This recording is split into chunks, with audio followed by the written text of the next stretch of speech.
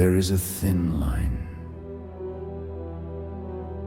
between what we know and what we fear. Between the world we touch and the world that touches us. Step across the line. You're traveling beyond the veil into visions and verities.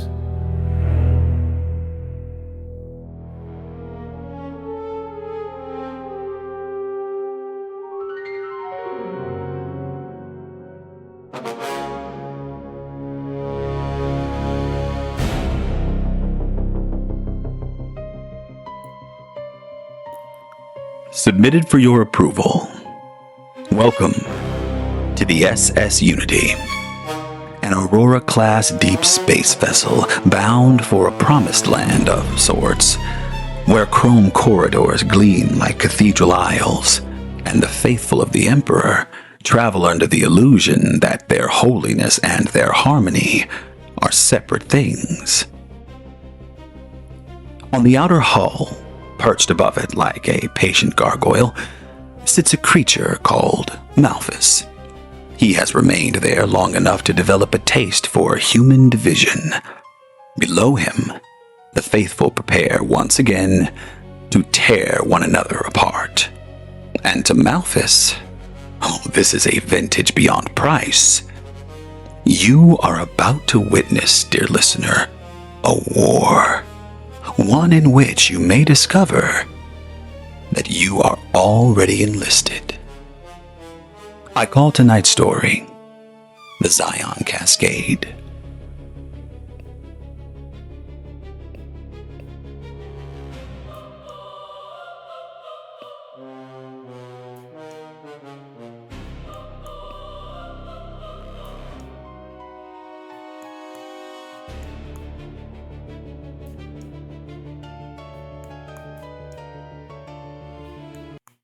Tell me what you see, said Malphas.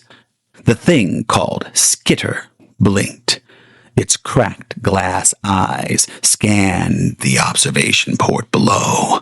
The ship's corridors were lit in amber the night cycle, and two groups of armed men were moving towards each other through an intersection that had once been called the Merchant's Quarter and was now called the Line.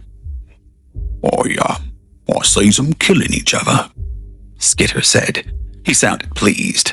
He always sounded pleased about the wrong things. This was one of the most consistent things about him. No. The word came out gently, the way a very good teacher corrects a poor student. What you see is a church. They were perched on the hull of the SS Unity, in a place where no human instrument could detect them, though the night maintenance crew, 2 decks below, had been reporting a persistent cold spot in the quadrant for 11 years running, and 2 engineers had quit their positions over it without even being able to say precisely why. Malphas had a certain fondness for that cold spot. It was a small personal comfort. The SS Unity was enormous. It had been built to carry 40,000 souls on a 40-year journey to the Zion Cascade, a blazing nebula at the rim of the charted galaxy where, according to the Emperor's manual, the Emperor himself dwelt and waited and watched. The journey, of course, had begun 83 years ago. Nobody alive had been born planetside. The ship was the only world anyone under the age of 50 had ever known. And the Emperor's Cascade was as real to them as childhood memories of a home they'd never seen, which is to say, entirely real in all the ways that mattered and utterly impossible to verify.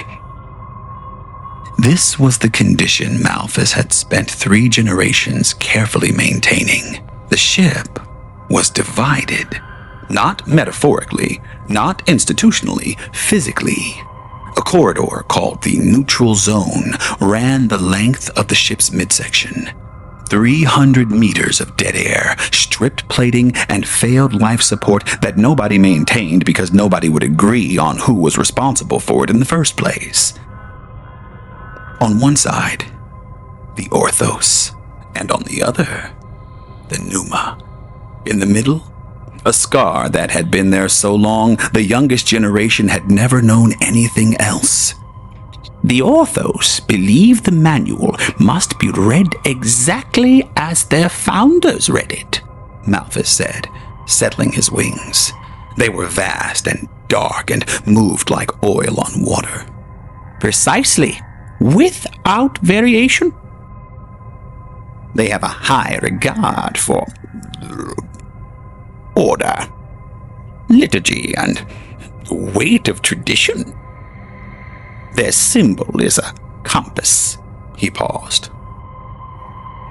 Tragedy is that they have made the map their destination. Commander Vane has never truly read the manual itself in 9 years. Oh, he reads commentaries and such that were written by men who agree with him. And, the Pneuma? Skitter asked. Ah. A slow smile, which was the most frightening thing Malphas had done, because it looked nearly human.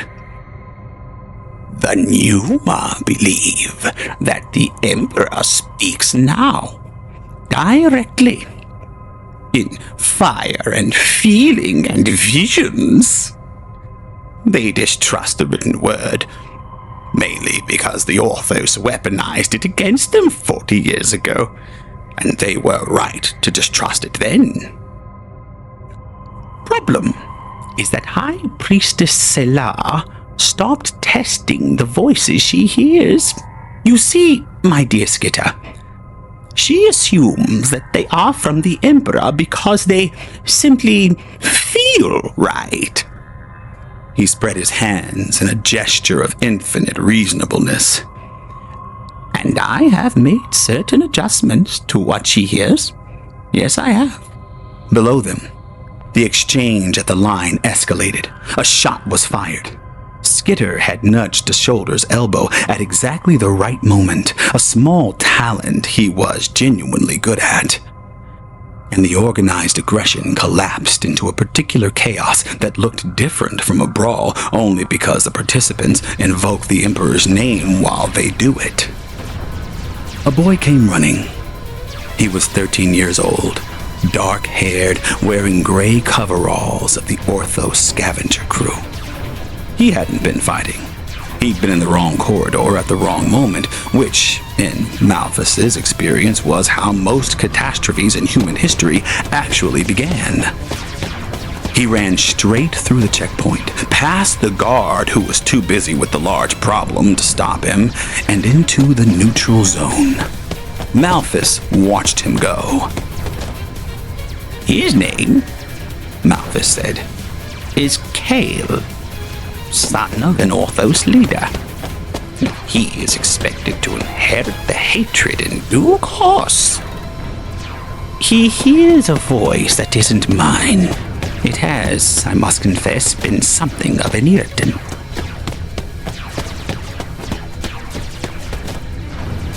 Ah, the neutral zone. It smelled like metal and cold, and the particular staleness of air that hasn't been recycled properly in years. Kael had heard about the neutral zone his whole life. The dead corridor, the no man's ground, the place where the Emperor's protection ended and the Pneuma's weakness began. And the reality of it was that it was just a hallway. A cold, stripped, forgotten hallway. He stopped running. His lungs hurt. He pressed his back against the wall and waited for the sounds of the skirmish to either follow him or fade. And they faded. And he was alone, in the way he had never been alone on the ship before. The ship was never quiet. But here, in the neutral zone, there was a silence that was almost planetary. However, he was not alone. because she was sitting in the dark.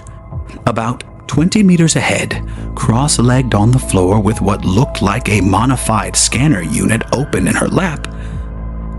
And she heard him the moment he stopped moving. Her head came up.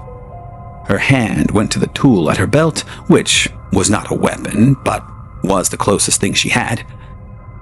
They stared at each other.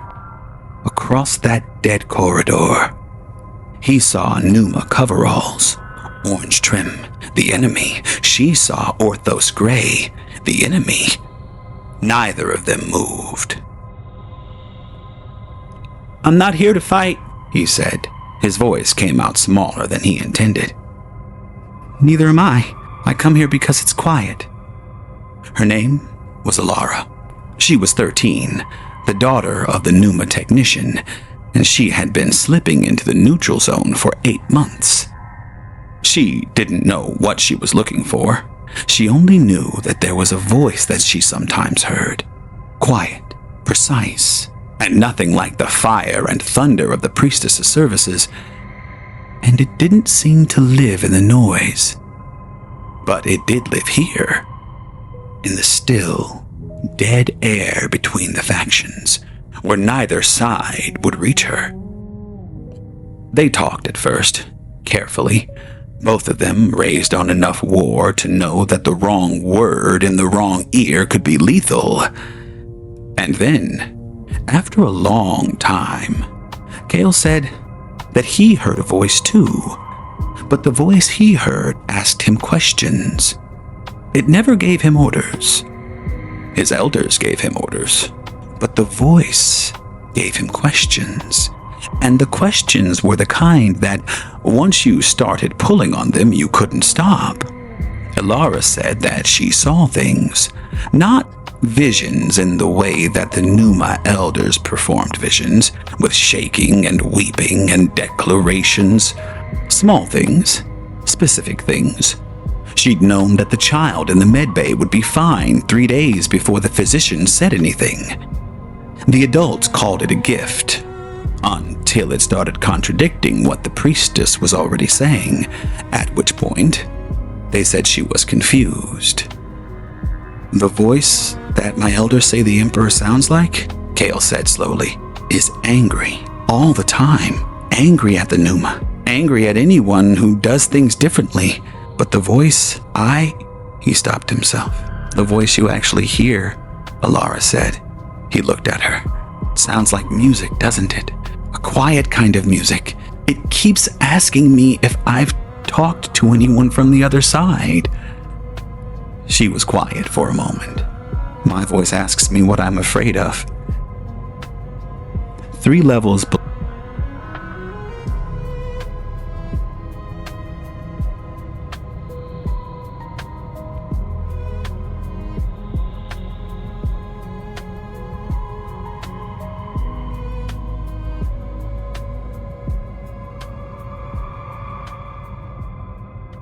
below them, in the service corridors beneath the engine room, a man named Roth was doing something very quiet and very precise with a plasma torch.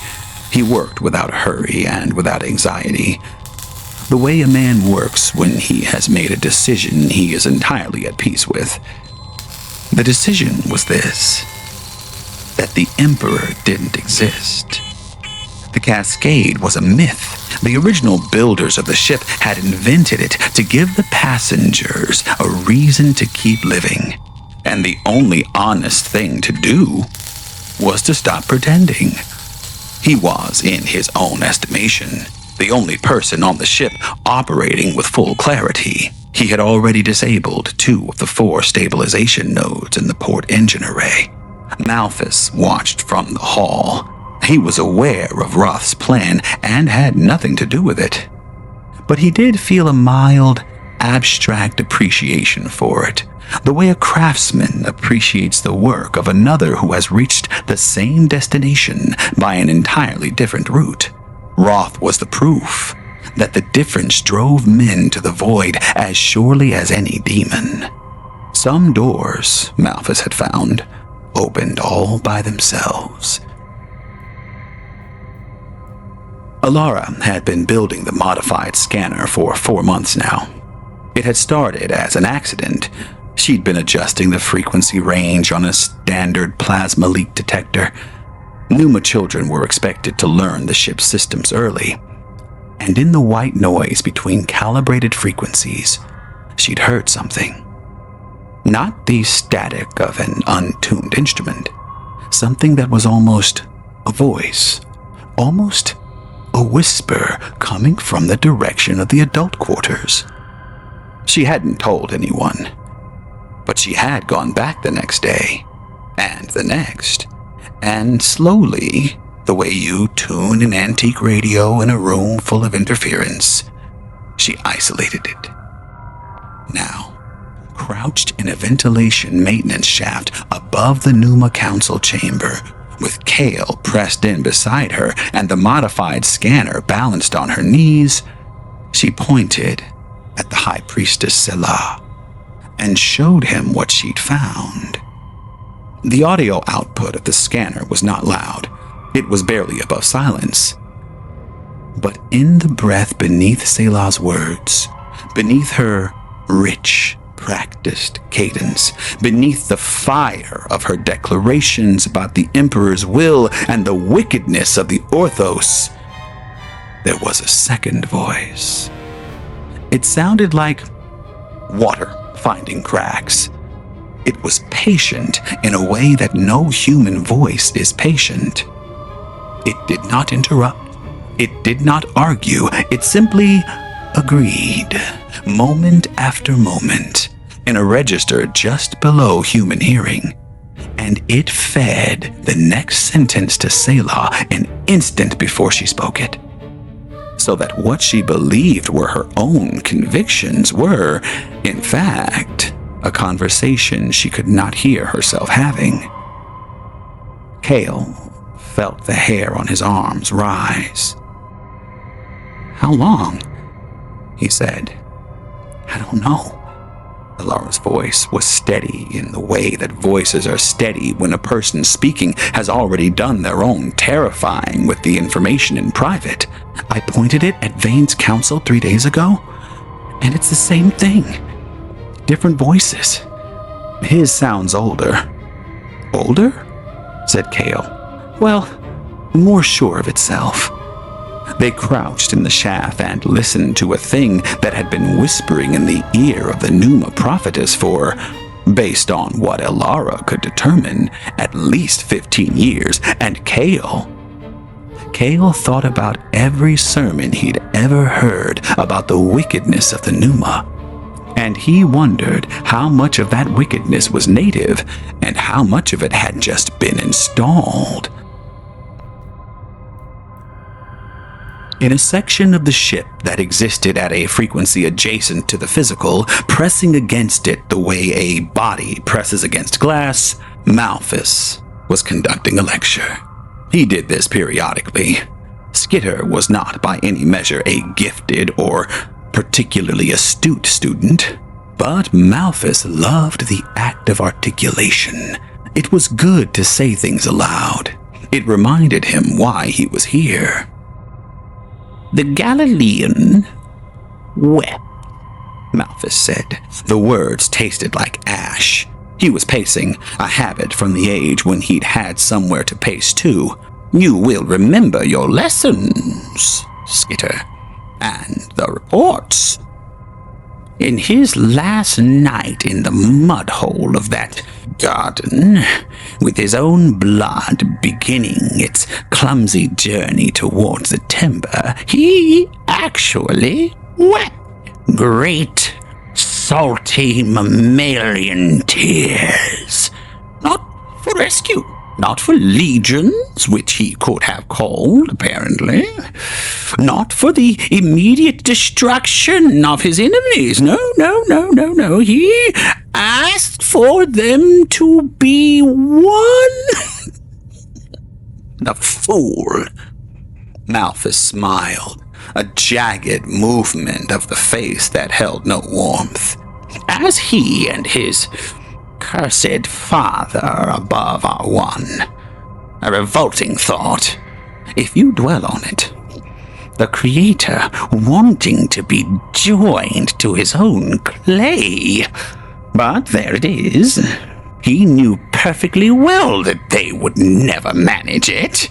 But if they ever truly loved one another across rank, right, and pride, the watching world might actually believe his little fairy tale. He stopped pacing and looked at Skitter.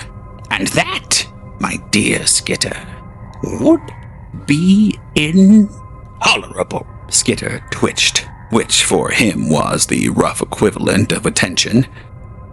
Our labor, my fine student, has never been to make them wicked in the obvious ways. That is apprentice work, common work, almost insulting, really. Drunkenness, lust, cruelty. Any half-formed tempter can scratch out a success there. No. The rich meat is in their virtues. He bent slightly, as if sharing a secret. You see, my dear Skitter, we want them devoured. We want them disciplined. We want them pure in their own eyes and suspicious of everyone else. We want them polishing their little convictions until they can only see their own reflections in them. We want them to speak of truth with clenched teeth. We want every difference, however microscopic, however antique, to swell in their sight until it eclipses the throne itself. We want them to loathe one another for, of course, admirable reasons. He resumed pacing, his claws clicking rhythmically. Let them call it discernment. They will call it fidelity, or contending for the faith. The label is unimportant. What matters is that brother turn on brother, and does so with clean hands and a verse ready to justify the stabbing. Malphas lifted one hand and admired his own claws as though they were a piece of fine craftsmanship. As long as there is a difference, any difference, however small, however ancient, the prayer sours in the mouth. The body limps. The witnesses curdle. The world looks on and laughs at these little Christs who cannot stand the sight of each other. And that, little Skitter, is where the drink acquires its body. He inhaled slowly, as if savoring an aroma no earthly lung could hold. And that is the vintage. I remember, this would be 2 ages ago, one of their leaders wrote a letter about this. That's right, Corinth, a miserable little backwater. But he had raised up a group swollen with preference and vanity. That was partially my work, you know. I follow this one, I follow that one.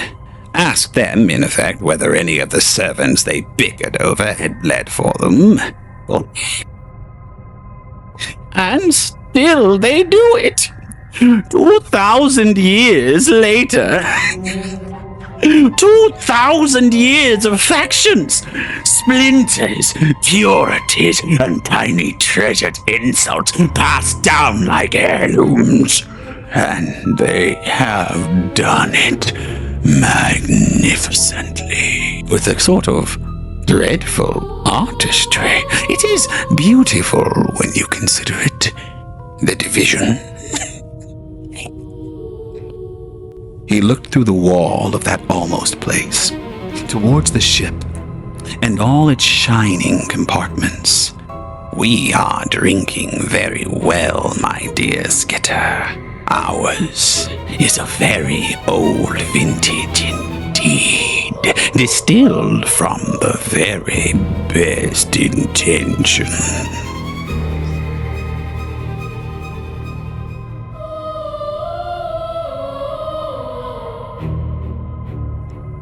The children were shut out. They tried. They really did. Kael went to his father's council and told them what he'd heard through the scanner.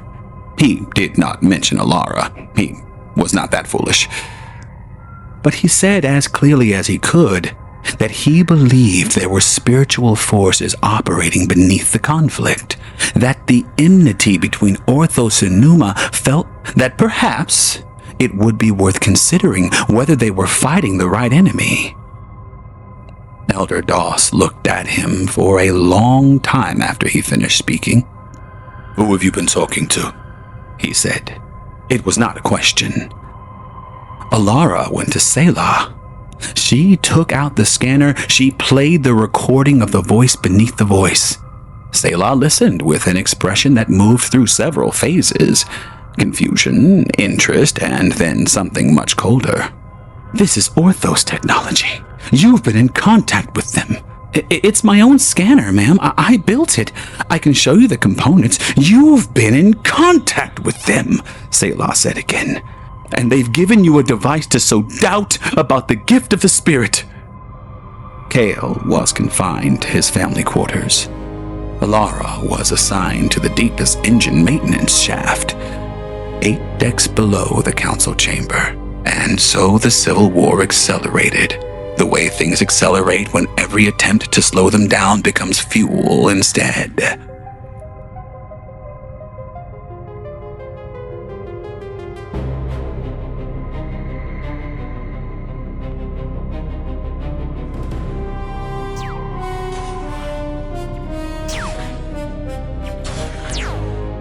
An Orthos patrol pushed through the checkpoint. A Pneuma medic was caught in the crossfire, whether by accident or design. Neither side wanted to find out. Selah invoked the emergency authority. Vane mobilized the full guard. Both factions converged with the particular momentum of people who have been waiting for exactly this moment and are relieved, finally, that it has come. They were all moving towards the engine room. It was the only place that mattered now, where the main system controls lived. It was where the fabled last resort lived. But it was buried 6 levels deep in the systems, requiring 2 simultaneous authorizations. The last resort, the capacity to vent any section of the ship to vacuum. Neither Vane nor Selah intended to use it. They intended to threaten with it in order to force the other side to stand down and accept their ways. Malphas had spent a considerable amount of effort ensuring each of them believed the other would back down at the last moment. It was, in his experience, the single most reliable mechanism in the production of catastrophes. 3 decks below everyone, the ship's course had continued to be changed. A degree here, a fraction there. Roth had been thorough. The Zion Cascade no longer appeared on the navigational plot. Kael's quarters had a ventilation access his father hadn't thought to secure. He'd known about it for 3 years. Elhara's maintenance shaft passed through a junction that connected to the service tunnel network. She'd mapped it within the first few weeks, and they met in the corridors beneath everything. And they could hear through the walls the sound of both fractions preparing to end the ship in the Emperor's name. The engine room doors were not locked. The security system had failed 4 months ago, and nobody had fixed it. mainly because fixing it would require cooperation between Orthos engineering and Pneuma electricians, and that was, obviously, not a conversation anyone was having. Kael and Elara pushed through the manual override and entered.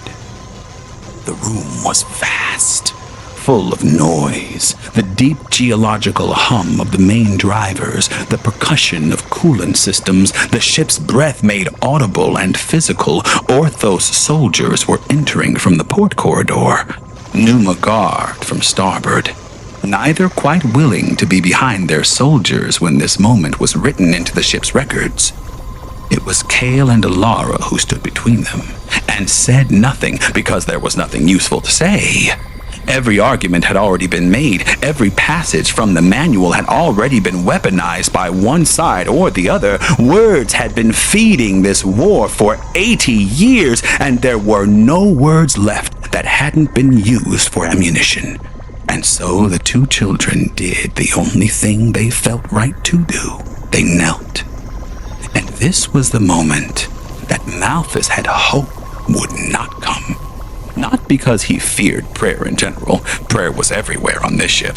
Both factions prayed more times per day than he could conveniently count, and it had not inconvenienced him in the slightest. In fact, he was under the impression that it made the taste of their despair and division all the sweeter. But he did fear this particular prayer.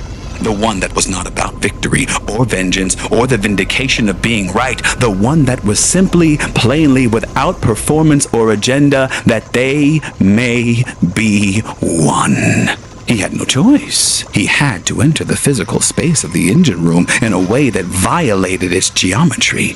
The lights did not fail. Oh no, he was past those theatrical effects now, past the point where subtlety served as a purpose.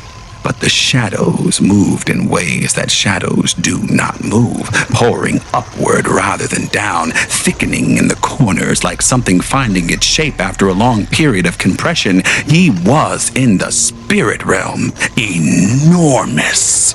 His wings spread from wall to wall, his robes tattered ecclesiastical vestments that he'd taken from the last church he'd destroyed 2 centuries ago on a world that no longer existed, trailed behind him like smoke given intention. He had been here for 3 generations. He had shaped the language of this war from its very first syllable. He had fed the spirit of arrogance in Vane's left ear until the man's certainty had become structural, not a belief, but a load-bearing wall, and to remove it would feel to Vane like dying. He had cultivated the spirit of frenzy in Selah until she could no longer be still enough to hear the real voice, which had not in fact stopped speaking. She simply hadn't been quiet enough to catch it in years. This entire cathedral of division, this magnificent 80-year architecture of the difference, he was not going to lose it to 2 13-year-olds on their knees. Skitter moved through the room in a blur, working fast, a soldier's elbow here, a stumble there, the specific friction that keeps temperatures rising when they should be dropping. Malphas let him work and turned his attention to the children. He knelt beside Kael. He pressed his mouth to the boy's ear and whispered in a voice that was like a slow reading of a list. She's Pneuma. She will turn on you the moment it's convenient. Do you think she's your friend? You are only a source of information, nothing more. Listen to your father. He warned you about this. Get up and stand with your people. The boy's breathing changed. Malphas felt it. The minute, the minute tensing, the slight quickening, the doubt finding purchase the way a seed finds a crack in otherwise solid stone. Good, he thought. That's a start. But the boy didn't open his eyes. After a moment, his breathing had steadied, and Malphas felt, not heard, not saw, but felt the way that demons feel the things that damage them, the boy say something without words. From the part of him that had been listening to a quiet, more powerful voice for 3 years. And his prayer did not stop. And so Malphas turned his attention to the girl. She was praying the same thing. That they may be one, that they may be one, with her eyes shut and her hands open on her knees, and her face had the expression of someone concentrating on something very far away that is also somehow immediately present. He reached for her with the full weight of his authority, the accumulated power of the rank of principality brought to bear on one 13-year-old girl in an engine room in the middle of a very long, but to Malphas very delicious war. She said, quiet, clearly, and aloud in a voice that cut through the noise of the entire room, "We see you." The effect on the physical environment was immediate and severe. The temperature dropped 15 degrees in 4 seconds. The driver stuttered, not failed, but missed a beat the way a heart does when something unexpected passes through the chest. Skitter screamed, which came through every speaker in the room simultaneously as a burst of degraded static. And then there was the silence that was far worse than a scream, because it had weight to it, and shape, and presence. Malphas felt the change in frequency.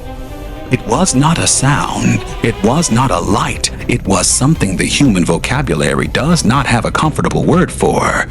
The presence of the real voice. Not filtered through the distance or noise or the convenient static of 80 years of manufactured war, but immediate, close, in the room with them, and with it, something Malphas had not experienced in this ship in 3 generations.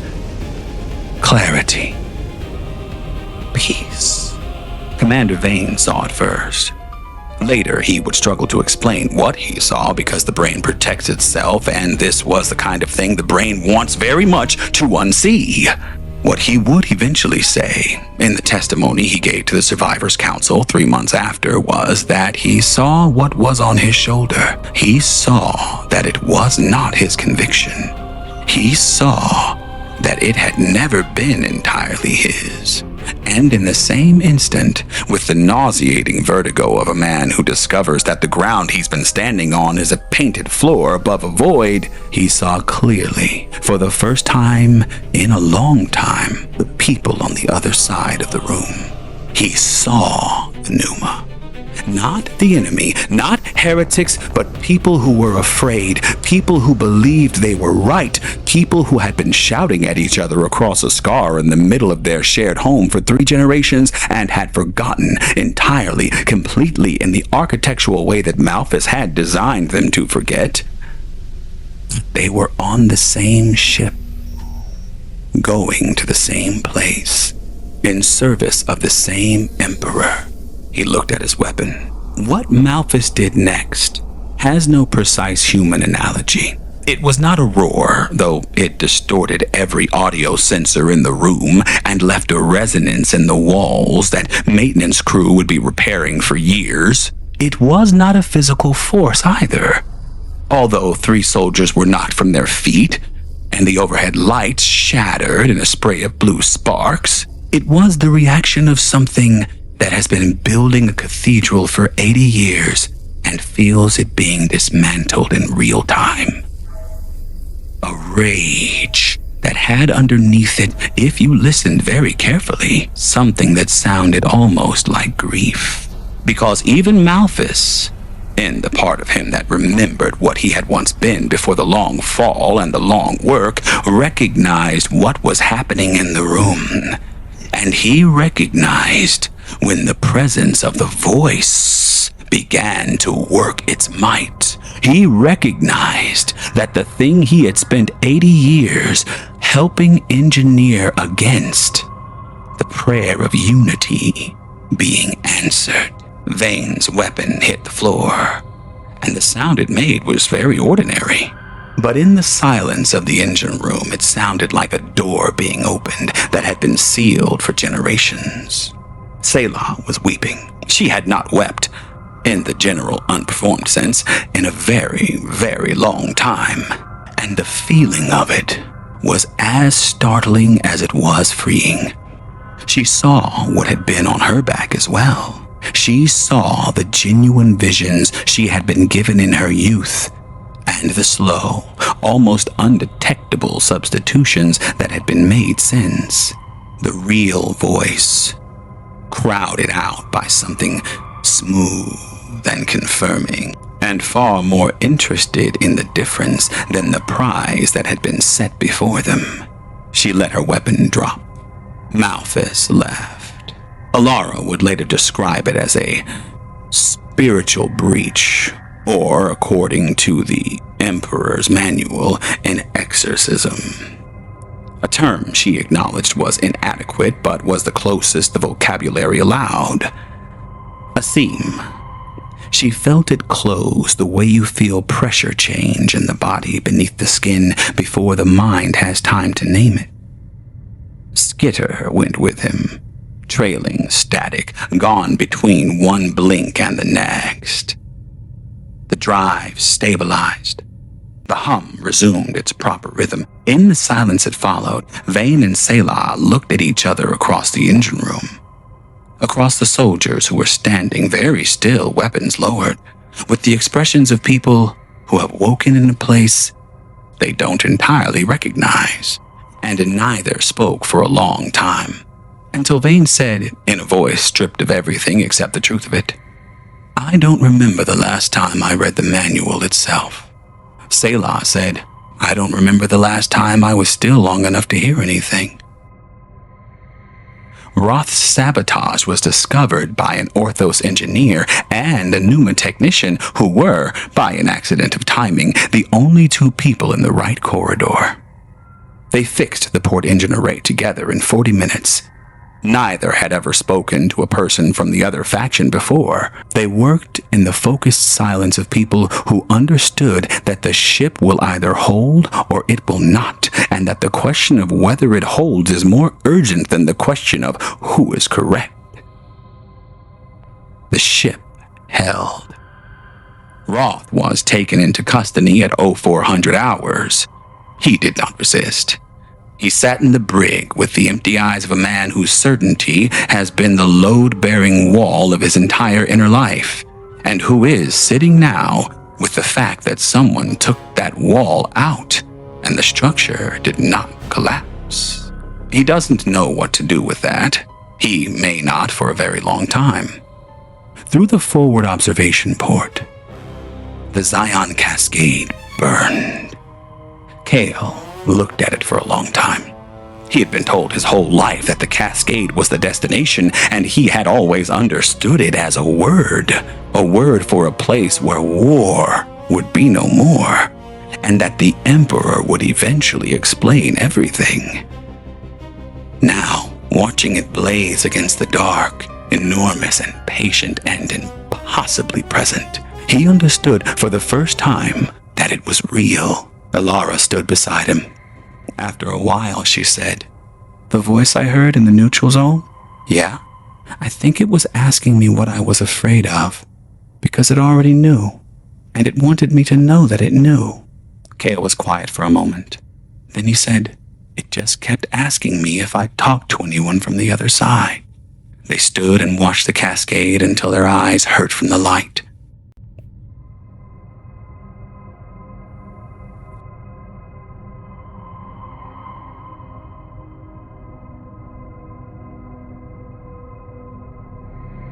If you look in the ship's log, just the dry record of meals taken and meetings called, you'll see that Commander Vane still sits at the head of the Orthos table, and High Priestess Selah started a new teaching last month.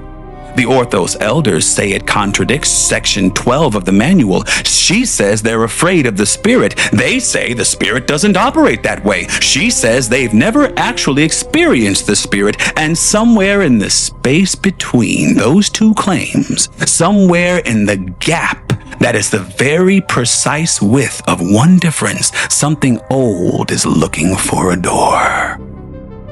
Malphas has been doing this since before this ship was launched, and he'll be doing it long after you and I are gone. On some other ship, in some other land, on some other planet, in some other realm. He doesn't need to win today. He only needs to leave a seed of one difference behind. One thing held more tightly than a brother. One distinction decided worth more than the unity that the Emperor bled for. Check the cold spot in Quadrant 7. The maintenance crew says it's gone, but cold spots have a way of moving. I hope you sleep well. And when you wake, before you reach for your certainty, before you pick up the weapon of your correctness, check who's whispering. Because the vintage is always being prepared somewhere, and it never travels alone.